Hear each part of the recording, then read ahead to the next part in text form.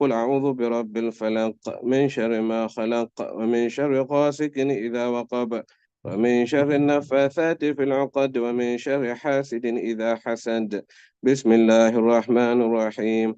قل أعوذ برب الفلق من شر ما خلق ومن شر غاسق إذا وقب ومن شر النفاثات في العقد ومن شر حاسد إذا حسد. بسم الله الرحمن الرحيم.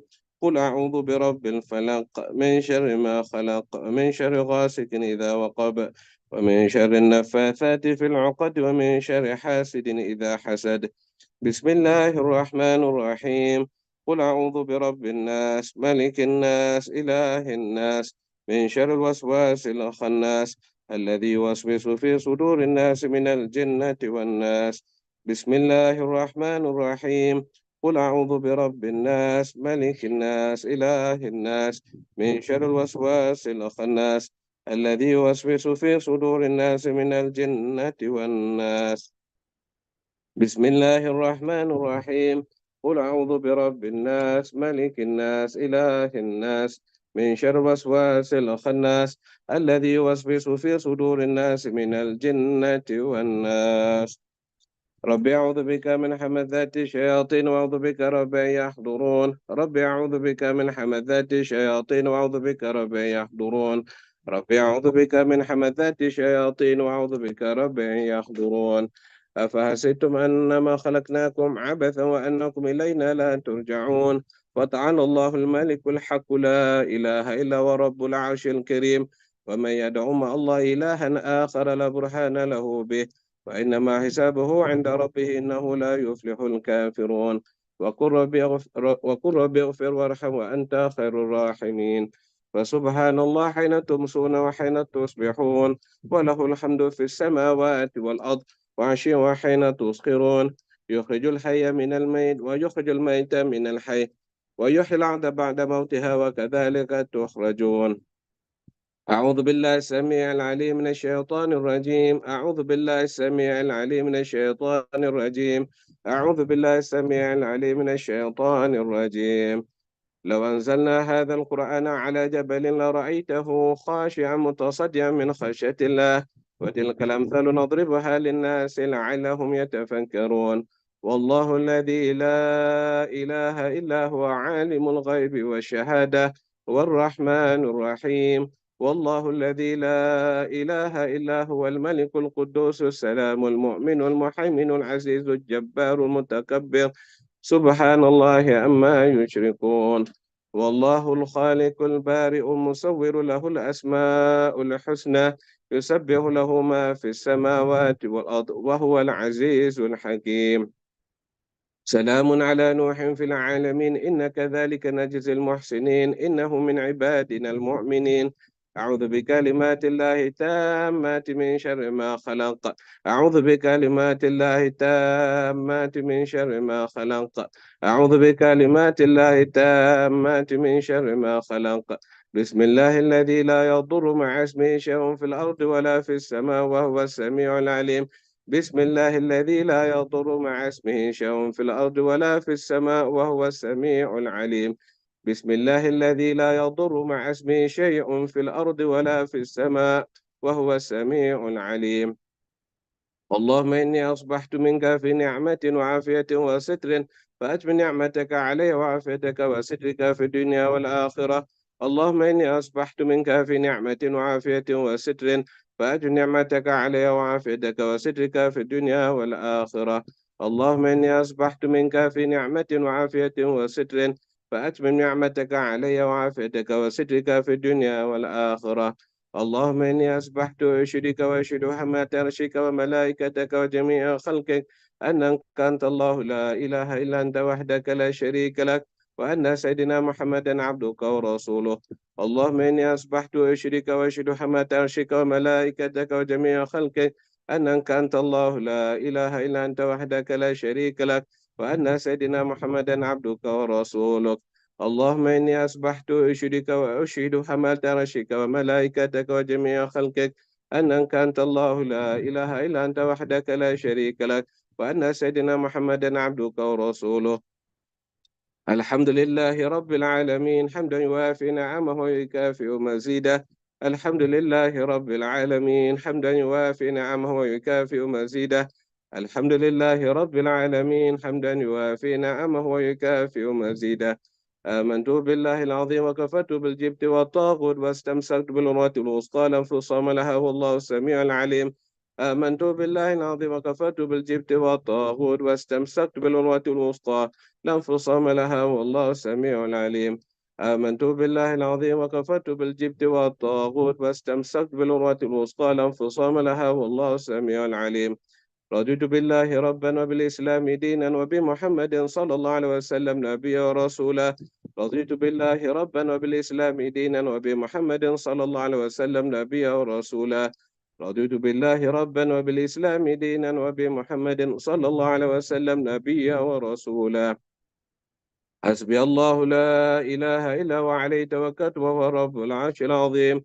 حسبي الله لا إله إلا هو عليه توكلت وهو رب العرش العظيم. حسبي الله لا إله إلا هو عليه توكلت وهو رب العرش العظيم. حسبي الله لا إله إلا هو عليه توكلت وهو رب العرش العظيم. حسبي الله لا إله إلا هو عليه توكلت وهو رب العرش العظيم. حسبي الله لا إله إلا هو عليه توكلت وهو رب العرش العظيم.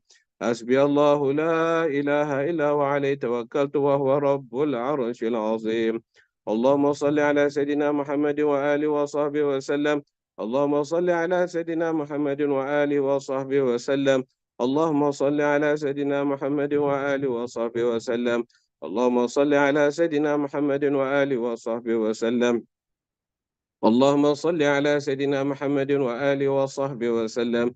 اللهم صل على سيدنا محمد وآله وصحبه وسلم. اللهم صل على سيدنا محمد وآله وصحبه وسلم. اللهم صل على سيدنا محمد وآله وصحبه وسلم. اللهم صل على سيدنا محمد وآله وصحبه وسلم. اللهم صل على سيدنا محمد وآله وصحبه وسلم. اللهم إني أسألك من فجات الخير وأعوذ بك من فجات الشر. اللهم أنت ربي لا إله إلا أنت خلقتني وأنا عبدك وأنا على عهدك ووعدك ما استطعت. أعوذ بك من شر ما صنعت وأبوء لك بنعمتك علي وأبوء بذنبي فاغفر لي فإنه لا يغفر الذنوب إلا أنت. اللهم أنت ربي لا إله إلا أنت عليك توكلت وأنت رب العرش العظيم. ما شاء الله كان وما لم يشأ لم يكن. ولا حول ولا قوة إلا بالله العلي العظيم. اعلموا أن الله على كل شيء قدير وأن الله قد أحاط بكل شيء علما. اللهم إني أعوذ بك من شر النفس ومن شر كل دابة أنت آخذ بناصيتها إن ربي على صراط مستقيم. يا حي يا قيوم برحمتك أستغيث ومن عذابك أستجير. أصلح لي شأني كله ولا تكلني إلى نفسي ولا إلى أحد من خلقك طرفة عين. اللهم إني أعوذ بك من الهم والحزن وأعوذ بك من العجز والكسل وأعوذ بك من الجبن والبخل وأعوذ بك من غلبة الدين وقهر الرجال. اللهم إني أسألك العافية في الدنيا والآخرة. اللهم إني أسألك العفو والعافية والمعافاة الدائمة في الدين والدنيا يا وأهلي ومالي. اللهم استر عوراتي وآمن روعاتي.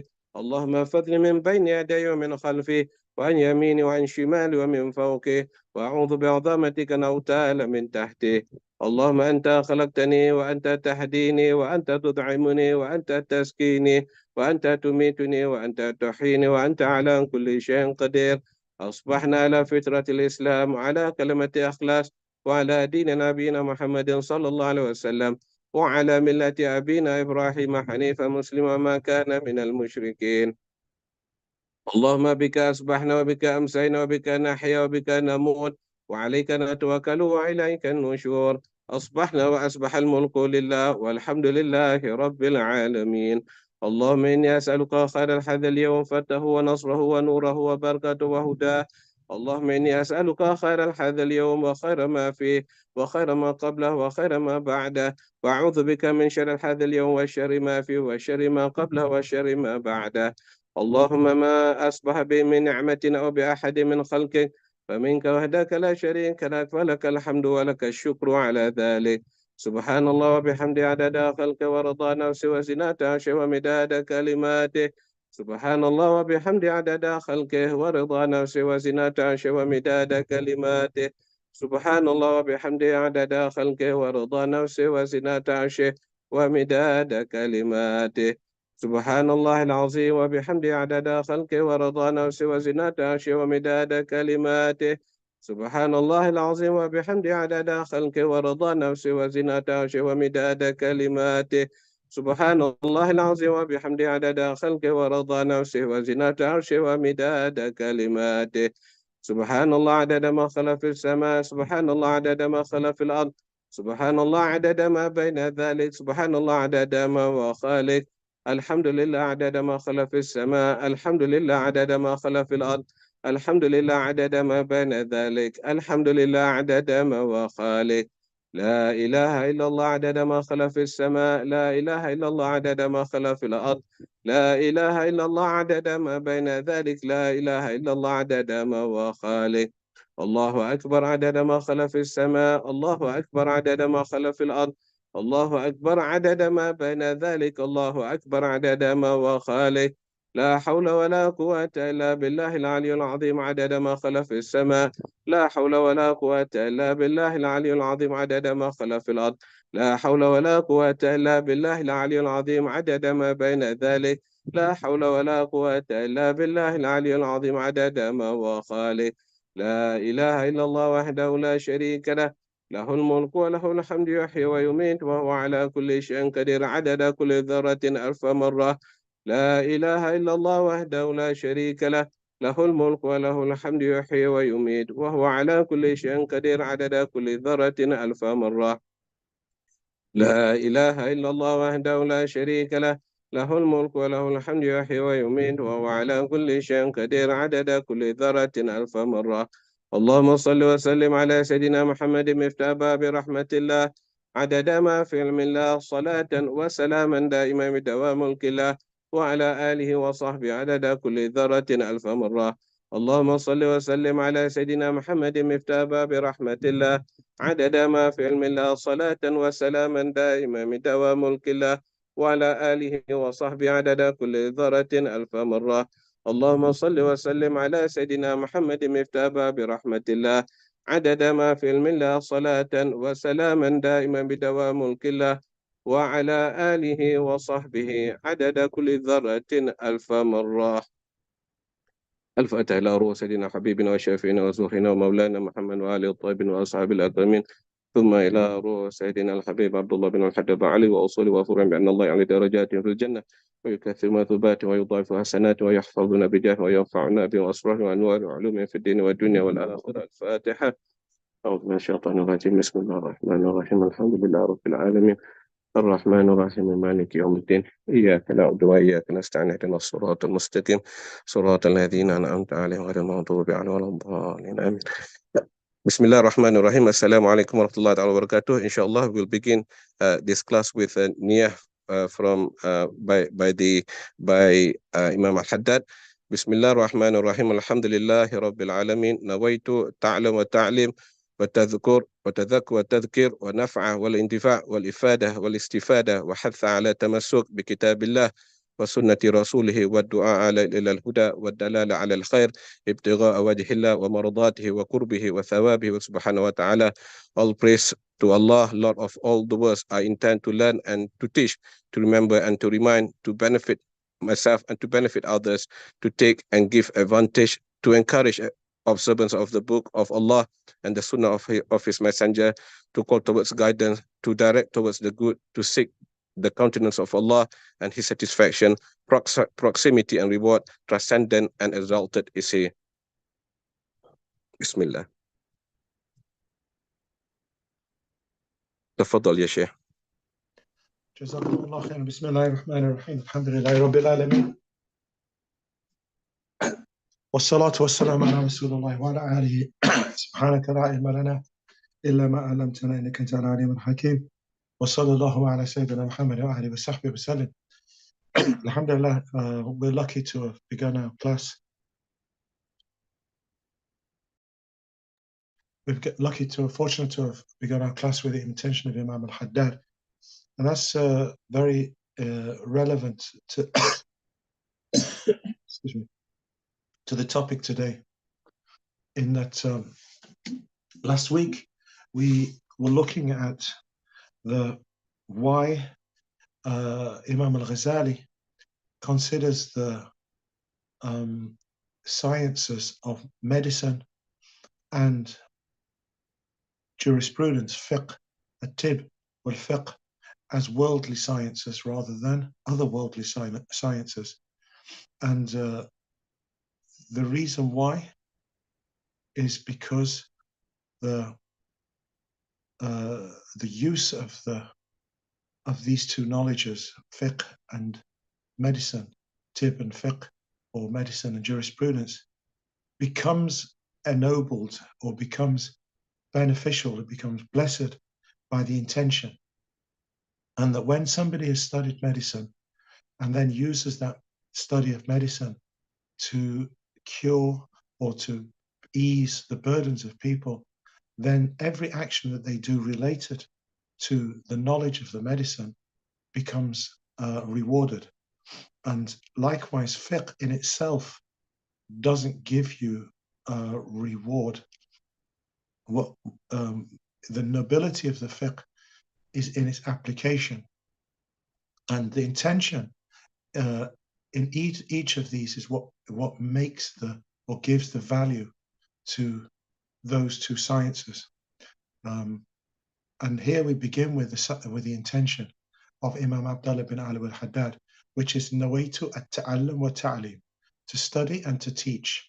And in this we can see that when we learn something, if we learn it with the intention of taking that knowledge and applying it and also giving it to other people, nawaitu at-ta'allum wa ta'lim wa tadhakkar wa tadhkir, to remind, to take a reminder and then to remind others. So here, and to the end of the intention, which is what Sayyid Abdullah, one of the descendants of Imam al-Haddad, has just read for us. So why am I saying this, and how does this relate to what we're covering today? Is that the science of intention itself is more important than the knowledge of a particular thing. And I'll give you another example to add to the intention of medicine. Computer science or trade, business studies, project management, all of these themselves have some value, but they're worldly benefits. However, when a person uses the knowledge, for example, of hardware, of a knowledge of how to repair hardware or software or anything to do with the technologies, for example, when they go into an office, they're usually going in because there's a problem. Excuse me. But when they go in, and they go in with the intention of solving somebody's problem, then the way that they use that knowledge becomes ennobled, because what will happen as a result of their intention, the way that they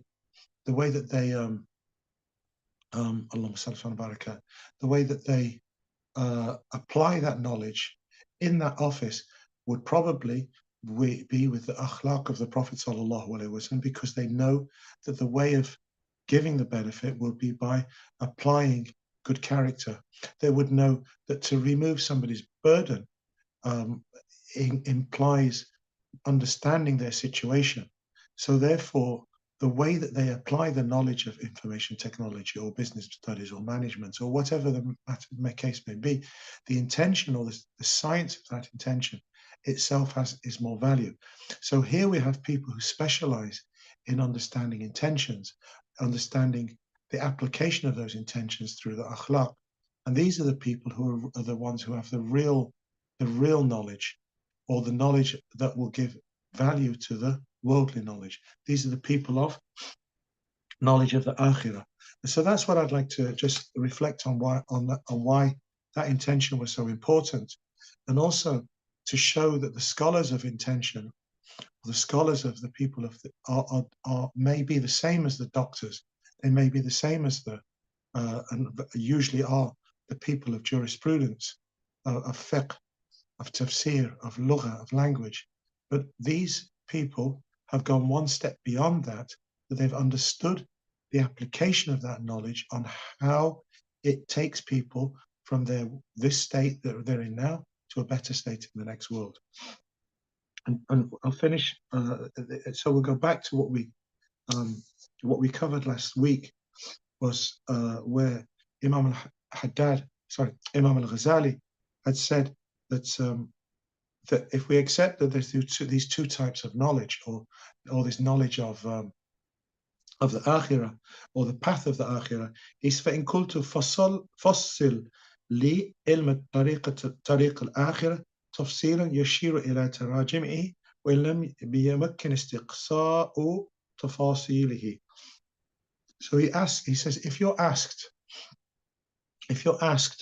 to explain or to categorize or to clarify what is meant by the knowledge of the path to the next world, even if it's just in terms of a general explanation, what would you answer? How would you answer? فَعْلَمْ, you should know, أَنَّهُ قِسْمَانِ علم المكاشفة وعلم المعاملة. That there's two types. One is the knowledge which is acquired through study, and that which is revealed, so to speak, or unveiled. That which is unveiled and that which is gained. And so this unveiling of the inner meanings of the knowledge, for example, the inner meanings, as we said, of all of the different sciences, worldly sciences, including jurisprudence, they will only rise to that higher level through some form of unveiling. So what does this unveiling encompass? And this is where we finish. So we'll continue from where we stopped last week. رضي الله عنكم إحياء علوم الدين للإمام الغزالي كتاب العلم من رب العبادات. وقال آخر, another person has said, another one of the scholars has said, من كان فيه خصلتان, whoever has two qualities, لم يفتح له بشيء من هذا العلم. If you have these two qualities, none of this unveiling will ever come to you. Understanding the inner meanings of those words. This won't happen to you if you have these two qualities. And what are these two qualities? Bid'atun wa kibrun, where you innovate, that is, you abandon the way of the Prophet ﷺ by introducing things which weren't from his way. This is bid'ah, or kibrun, where you have pride. So when you study knowledge, if you study and you have these two qualities, all you will get is the outward meanings of that science. So you get the knowledge of software, of hardware, of medicine, of jurisprudence, of language.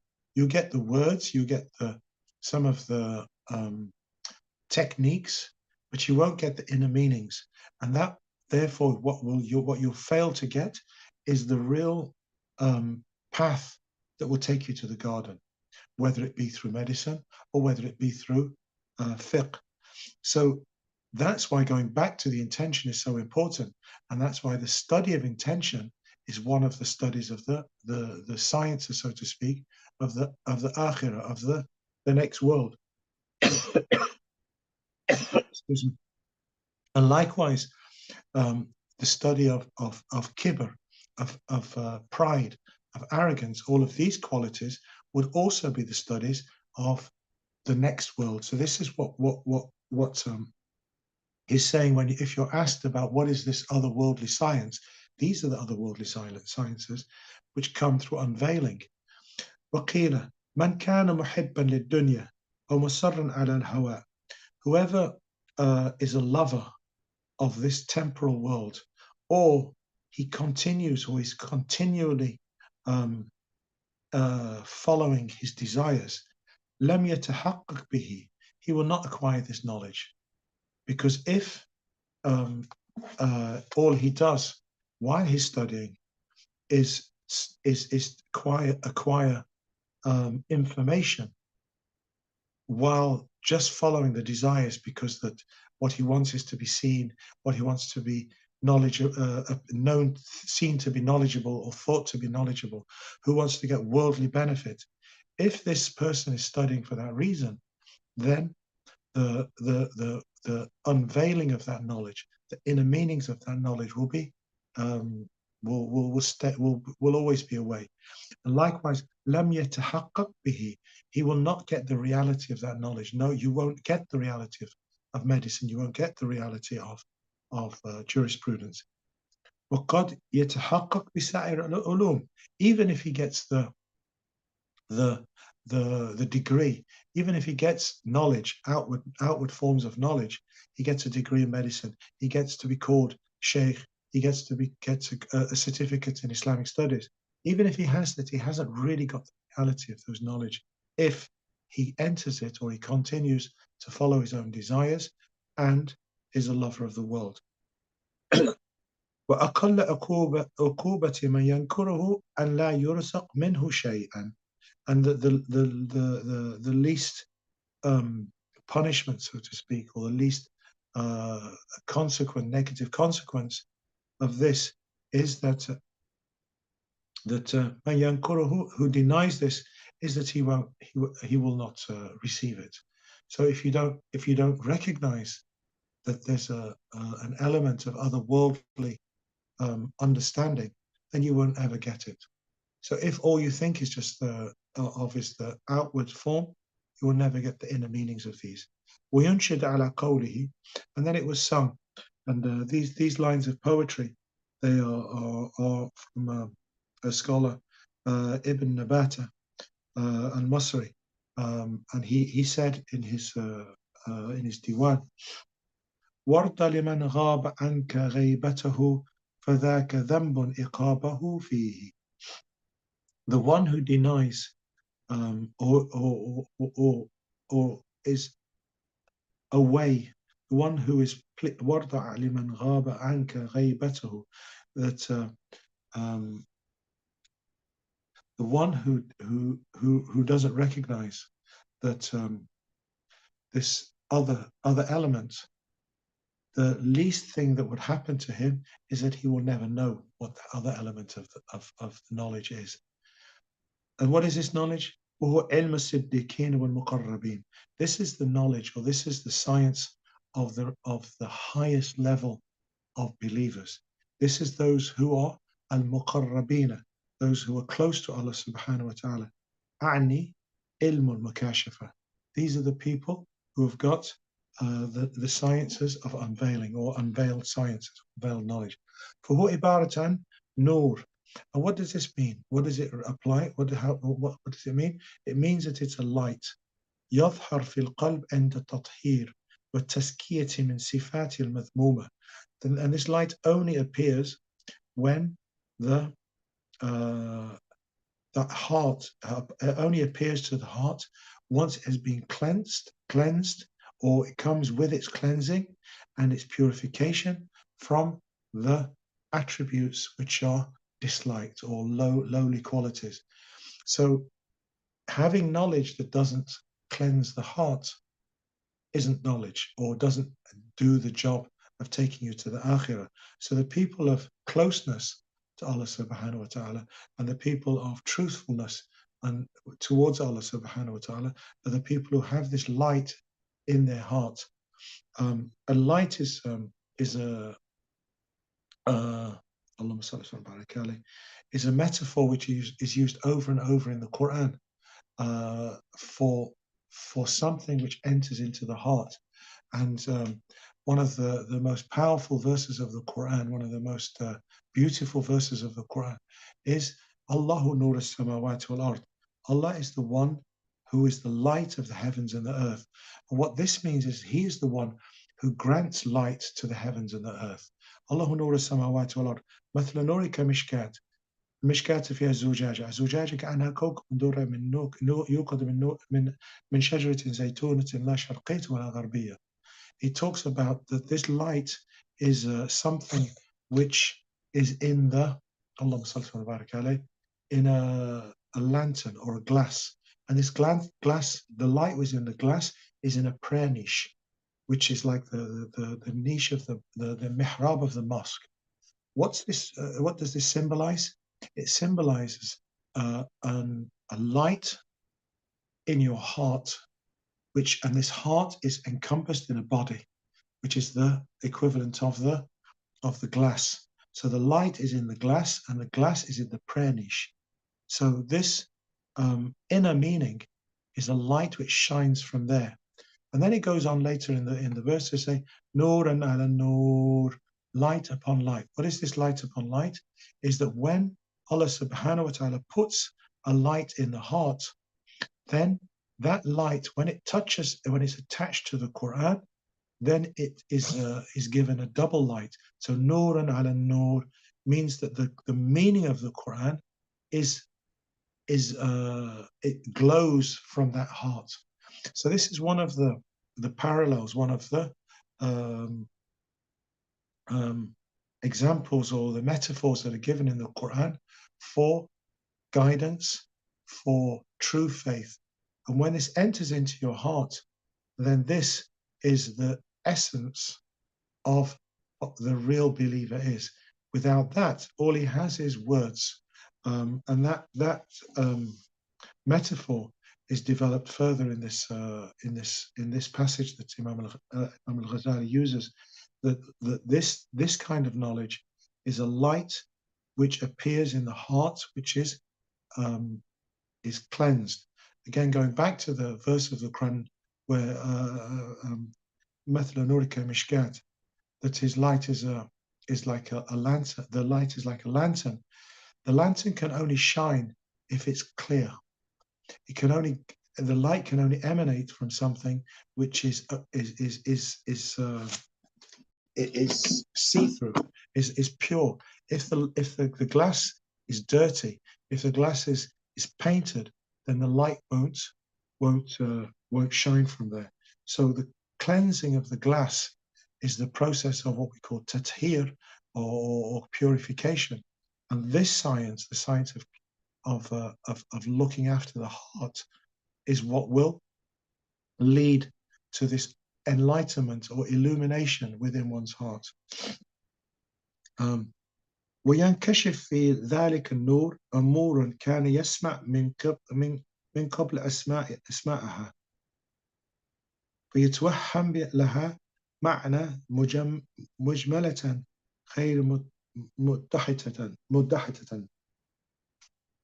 So when this light comes in, then the words that we've learnt, they become illumined, and that they become, the inner meanings of those things become clear. فتتضح ذاك حتى تحصل المعرفة حقيقة بذات الله سبحانه وبصفاته الباقيات التامات وبأفعاله بحكمته في خلق الدنيا والآخرة. And in this, so through this light, one will be able to see the reality of who Allah subhanahu wa ta'ala is.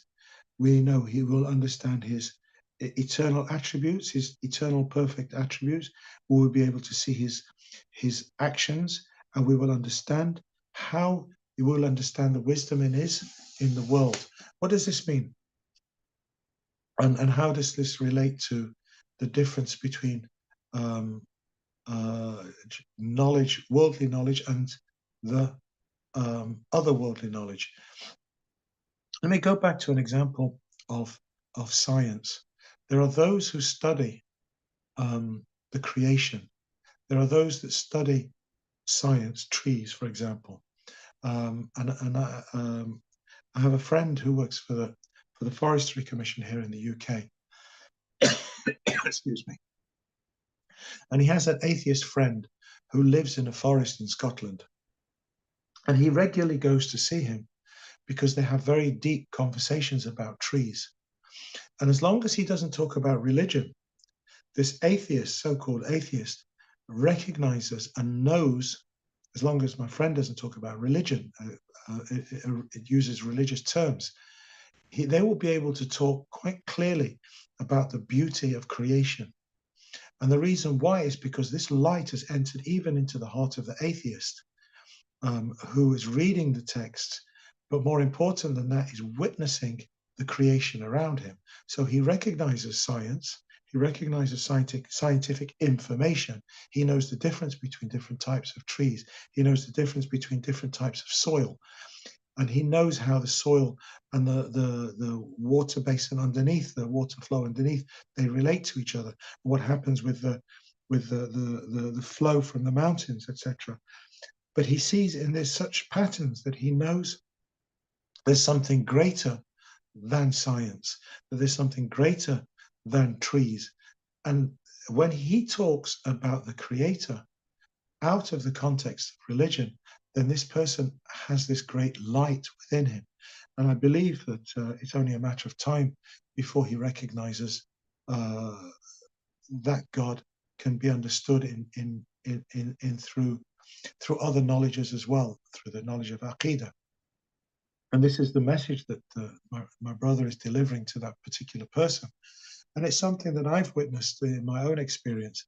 When you talk about creation, in particular just nature, when you talk about this, people who live nature, who live in nature, who recognize trees, who recognize the forest, who recognize weather, who recognize the world around them in their real, they have a light. And what they need is to connect that light to the Quranic understanding of that light. And that's where the verse Nuran ala Nur comes into being, is that light, when it's in touch with the guidance of the Quran, it will become the path to the Akhirah. Yahdullah bihi man yasha. And Allah guides people to that light as He wishes. So by understanding with this approach, understanding that there is a light, if you expose yourself to it, you will see inner meanings. Even the disbeliever, so to speak, or the person who didn't recognize Allah, gets a portion of this light if Allah wishes. And as a result, they see the attributes of Allah subhanahu wa ta'ala, and they see the actions of Allah subhanahu wa ta'ala. What are these actions? Are the sending down of rain, the growth of a seed into an oak tree, and the growth and the dropping of the oak tree, a seed into the ground to grow into another oak tree. These are all the creation of Allah subhanahu wa ta'ala. These are His actions. But likewise, it talks about bi'af'alihi wa hikmatihi, and His wisdom. And in this, once you have real light in your understanding, then you'll see the wisdom of everything that happens. Even once you see this, then you start to see that that there are parallels between that knowledge that you see, the patterns in the world, that are patterns in your life. An example being is that if you were to reflect on the verse وَالدُّحَى, by the morning light, وَاللَّيْلِ إِذَا سَجَى, and the night which encompass you before the night, the dark night, before the bright morning. So here he draws a contrast between the dark night and the bright morning. وَالدُّحَى وَاللَّيْلِ إِذَا سَجَى مَا وَدَّعَكَ رَبُّكَ وَمَا قَلَى. Allah will not abandon you, nor will he neglect you. And here, if you understand this in the context of the prophetic message, is that the Prophet ﷺ went through a period of difficulty, and this period of difficulty included the cessation, the end of revelation for a short, the pausing in revelation. And then this verse came down to show Allah hasn't abandoned you. Allah will give you light, a bright morning after the dark night. And وَالْآخِرَةُ خَيْرٌ لَكَ مِنَ الْأُولَى, and the later stages will be better than the current situation you're in. So here, what we understand is the message of the dark night and the light morning shows a wisdom, which is the wisdom of day and night, but likewise it shows a wisdom that is relevant to our own situations, because each one of us goes through dark nights in our lives, which is nothing to do with the amount of daylight, but is to do with the darkness calamities, of tests, of situations around us. And then after that, in the ma'al usri yusra, with that in difficulty comes ease.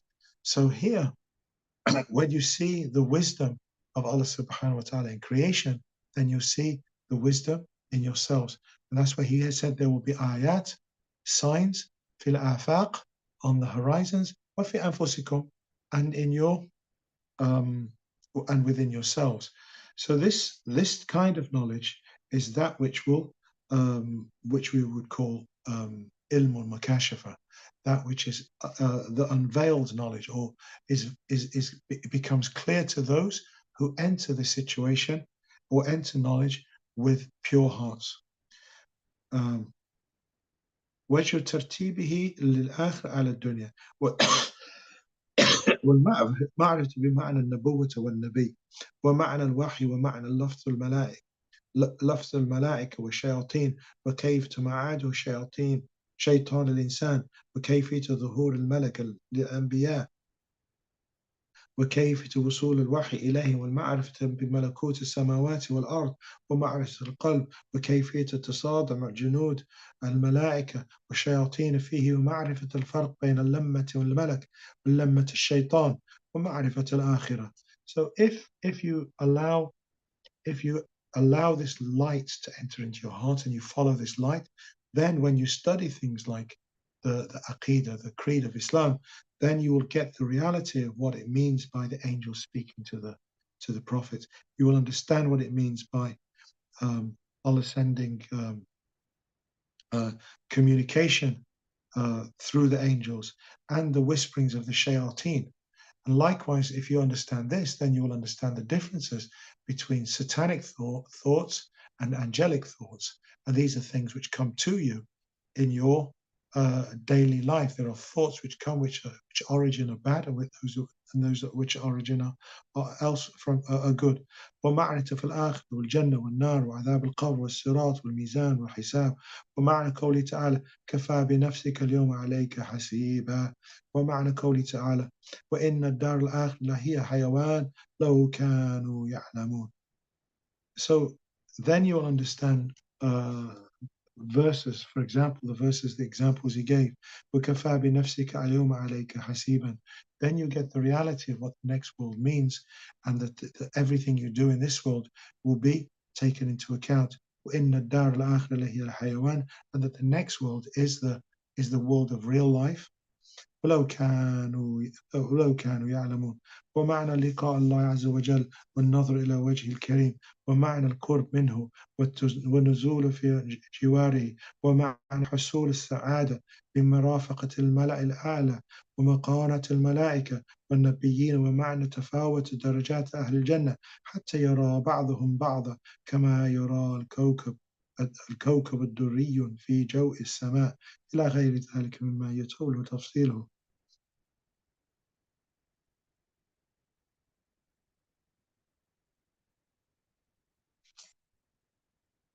So here, again, he's just emphasizing the process by which knowledge enters, and that once you have this light in your heart, then all of these words that we've just, all these things that we've just mentioned about what the meaning of the garden is, what the attributes of the heaven are going to be, these will become a reality. And I remember, I'm just going to finish with an experience that I had when I was a young boy. I went to the mosque and I saw a man, an old man, reading Quran. And as he was reading Quran, at moments he would cry and he would look in pain. And then a few moments later, his face would light up and he would show joy. And then he'd move through these emotions, and I could see these emotions on his face. And the reason why this still sticks with me many, many years later is that now I understand that Allah subhanahu wa ta'ala had given him a light in his heart where he could see or feel the words of the Quran. And when he heard things that lifted him, it's as if he could taste or feel the garden. And then other points he could taste or feel the meaning of the hellfire is. So we ask Allah subhanahu wa ta'ala to give us this kind of knowledge, the knowledge which is a light in our hearts, and that when we study with the right intention, that this study will be the study. This knowledge will not just be words, will be a reality that will take us on the path to the ultimate reality of the next world. وصلى الله على سيدنا محمد وآله وصحبه وسلم. I'll stop there so we can perhaps have a qasida while people think if there are any questions that have risen from that short passage that we've read from Imam al-Ghazali. And if so, then we'll try and address those questions after we've heard from Sayyid Abdullah or Sayyid Alawi, inshallah.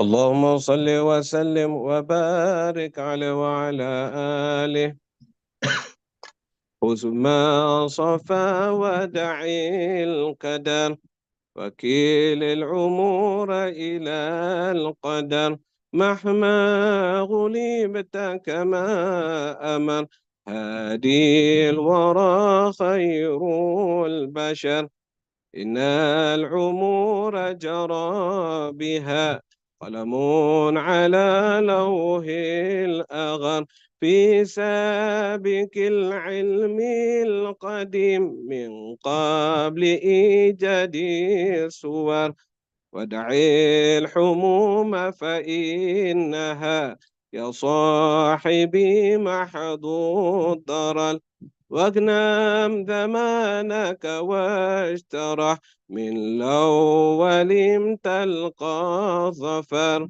ورجع إلى الله إذا ما لاح حطب أو عسر وإذا بليت بمحنة فاصبر لها في من صبر من كل بر موكن متواكر عند الأغيار وإذا حسست بنعمة فاشكر مع من قد شكر لله رب العالمين تعطى المزيد كما ذكر واعمل لنفسك صالحا تنجو به من كل شر وتفوز بالحسنى وبالجنات دار المستقر دار البقاء دار النعيم دار القرات والنظر وعيد ذاتك بالمعد من قبل يفجاك الحذر فالموت آتي أن قريب ولعلك يوم كان قدر يا رب أنت المبتغى ومرتجى والمدحر يا ربنا فاستر وسامح أنت أكرم من ستر يا ربنا وانظر إلينا أنت أحسن من نظر يا ربنا واختم لنا بالخير إن حان السفر ثم الصلاة على الرسول خير البرية من مضر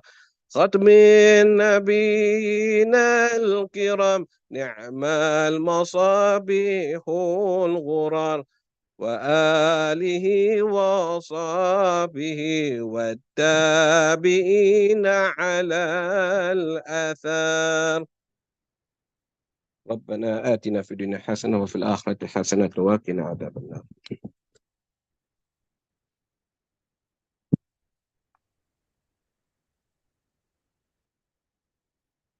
Jazakumullah. Allahumma salli ala Sayyidina Muhammad ala Sayyidina Muhammad. There's a few questions that come in. The first one, Salam Sheikh, what are your thoughts on fake it till you make it approach when it comes to matters of the heart? There's I don't like that phrase, fake it till you make it, because the idea of faking something is quite distasteful. However, if what's meant by fake it till you make it is you keep trying and you keep doing the things even if it's not sincere or it's not effective, but you keep doing it until it does become so, there is value in that. And I'll give you the example that when it comes, particularly when it comes to dhikr. So some people say, well, I can't do all of these adhkar because they don't mean anything to me, or I'm not consistent, they don't have the effect on the heart. One of the scholars was asked about this, and he said, if you were to wash your mouth with honey, not more, to gargle with honey, eventually some of the sweetness of that honey would enter into the heart. So if you understand by dhikr, you do a dhikr, you do your pujas, you do your recitations, whatever it is, over and over again, you keep consistent in it, eventually there's a strong possibility that by the blessing of those words, it will enter into your heart. Likewise, that if you keep praying or keep fasting or keep, even if it's not doesn't have that full effect on your heart because the heart is not completely pure yet, but will, inshallah, by the blessing of the actual action, then hopefully that will give some reality to it. So by continuing and doing something, even though it's not 100%, this inshallah would lead to benefit. I'm not sure whether that's the same as fake it till you make it, but certainly doing it even if it's not 100% pure. And likewise, studying knowledge. Sometimes you keep studying jurisprudence, and then somehow Allah will open an opening to that person, inshallah. I hope that benefits. Assalamu alaikum. What is the significance of the number of dhikrs of relatives, such as 33 times after salah? What if we don't do the exact number? Right, that Allah subhanahu wa ta'ala has patterns, and those patterns are in time, and some of those patterns are in number. Now, many of these secrets, so to speak, or these mysterious, unknown qualities of Allah's greatness can't be fully understood except by practicing them.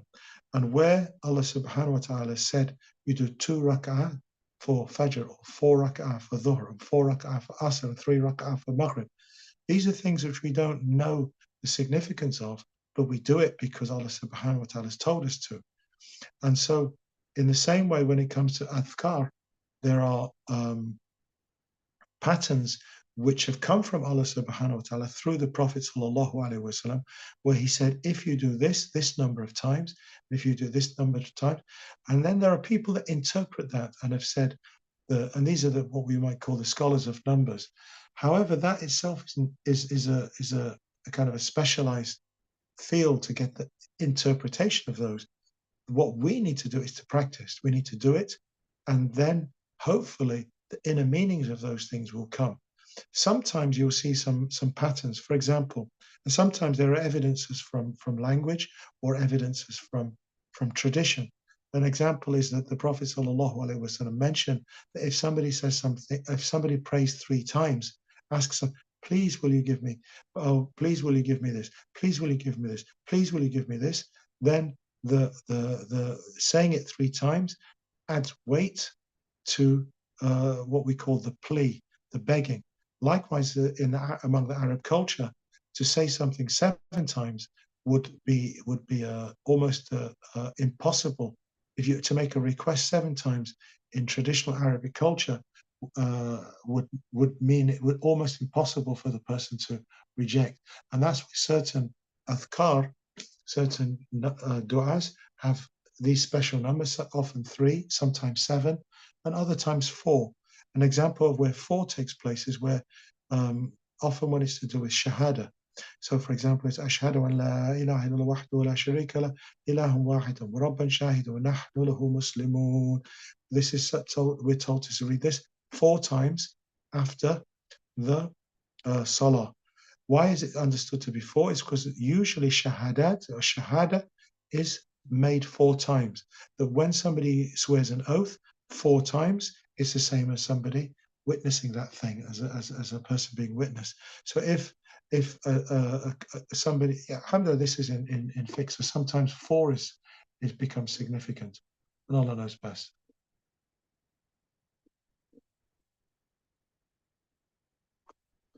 Assalamu alaikum wa rahmatullahi wa barakatuh. I have a question. What intentions to make when our mind went blank, to make intentions when sitting in a majlis or attending classes?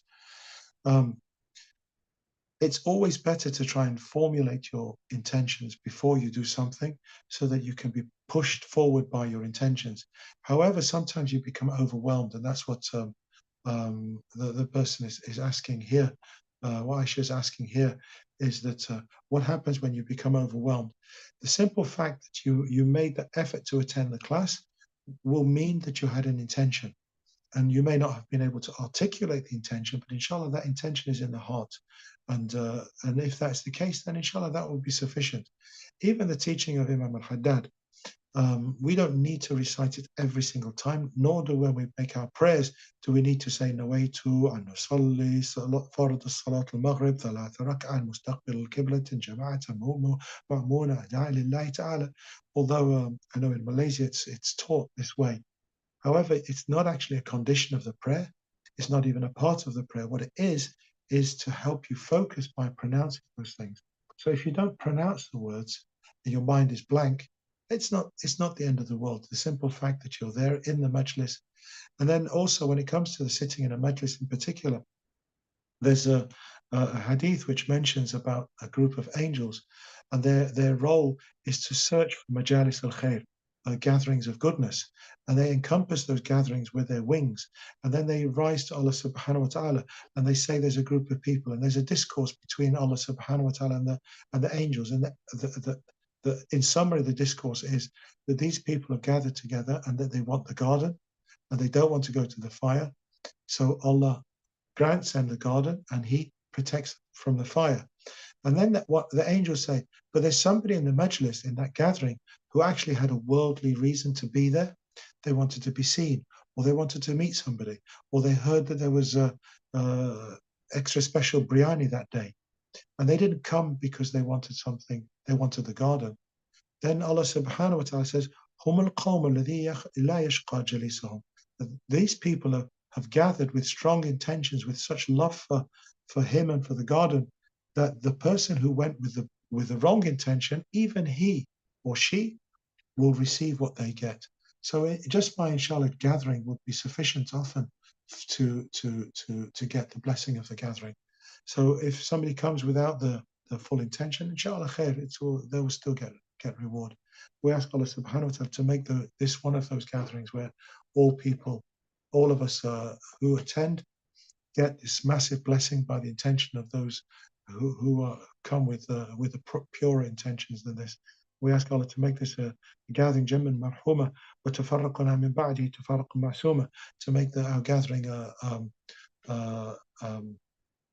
a gathering of goodness, of mercy, and our parting a parting of forgiveness, inshallah. And I believe there's one question which says, how do we ensure we have a constant connection with God when we are surrounded by secularism and always looking out to measure and material means in school and at work, especially for young kids in a secular environment? The most important thing is to try always to connect to Allah subhanahu wa ta'ala, and that's by dhikr. And the least thing you should do to be able to remind people, yourself and your kids, is that whenever they start with Bismillah. So if they read a secular book and they read it Bismillahir Rahmanir Rahim, they read it in the name of Allah, inshallah that reading will no longer be secular, will be connected to Allah, the merciful one.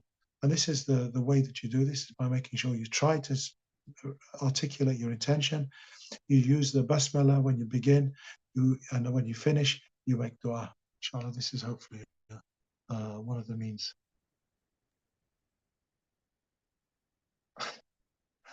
MashaAllah. So Jazakumullah khair, and thank you all. And I ask for your dua. And ask for your dua. Inshallah, I believe that next week, next Sunday or Monday, I will probably be on a plane, And I believe that perhaps the next 2 weeks I will also be traveling on those Sundays. So I have a feeling that I won't be able to join you or see you for until I think the 14th of January. 14th of January. I'll ask you to. This goes separate. This is just a one dress, and I put it under this. Yeah, I layered it like Morocco. So inshallah, we ask Allah subhanahu wa ta'ala to bless the gathering and include me, inshallah ta'ala, in your du'as, and I hope to see you again in a couple of weeks. And if by any chance any of you happen to be in Mecca or Medina over the next couple of weeks, then please let me know. Perhaps we can meet and take benefit from each other. Jazakum Allah khairan. Assalamu alaikum. وعليكم السلام ورحمة الله وبركاته. Sheikh Aziz, Jazakallah khairan kathiran for your wisdom and knowledge. May Allah continue to protect you, elevate you in your ranks, and may Allah impart you with the continuing wisdom, giving us a knowledge. We realize this is almost 12 o'clock midnight in the UK, and thank you very much for your time and effort and the sacrifices you made for this class. May Allah continue to protect you, Sheikh Abdul Aziz. Jazakallah khairan. If we don't have any further question, I would like to recite the final dua. Jazakallah. Assalamu alaikum wa barakatuh. Bismillah ar-Rahman ar-Rahim. ربنا انفعنا بما علمتنا ربي علمنا الذي ينفعنا ربي فكهنا وفكه لنا وقربات لنا في ديننا مع أهل القدر أنثى وذكر ربي وفقنا وفقهم لما ترتضي قولا وفعلا كرما وارزقي كل حلالا دائما وخلا أتقياء علماء نهضى بالخير ونخفى كل شر ربنا واصلح لنا كل شؤون وأقر بالرضا منك العيون واقض عنا ربنا كل الديون قبل أن تأتينا رسل المنون واغفر أستر أنت أكرما والستر وصلاة الله تخشى المصطفى من إلى حق دعانا والوفاء بكتاب في الناس شفاء وعلى آل الكرام الشرفاء وعلى الصحب مصاحب الغرر اللهم اهدنا بالهدى واجعلنا ممن يسارع في الرضا ولا تولنا وليا سواك ولا تجعلنا ممن خالف أمرك وعصى وحسبنا الله ونعم الوكيل ولا حول ولا قوة إلا بالله العلي العظيم يا ربنا اعترفنا بأننا اقترفنا وأننا أصرفنا على لظى أشرفنا فتب علينا توبة تغسل كل حوبة واستر لنا العورات وآمن الروعات واغفر لوالدينا ربي ومولودينا والأهل والإخوان وساغر الخلان وكل ذي محبة أو جيرة أو صحبة والمسلمين أجمع من ربي اسمع فضلا وجودا من نال باكتساب منا بالمصطفى الرسول نهضى بكل سول بالمصطفى الرسول نهضى بكل سول بالمصطفى الرسول نهضى بكل سول صلى وسلم ربي عليه عد الحبيب وآله وصحبه عدادة الصحب والحمد لله في البدن والتناهي سبحان ربك رب العزة عما يصفون وسلام على المرسلين والحمد لله رب العالمين في كل لحظة أبدا عدد خلق ورضا نفسه وزنة عرشه ومداد كلماته السلام عليكم ورحمة الله وبركاته.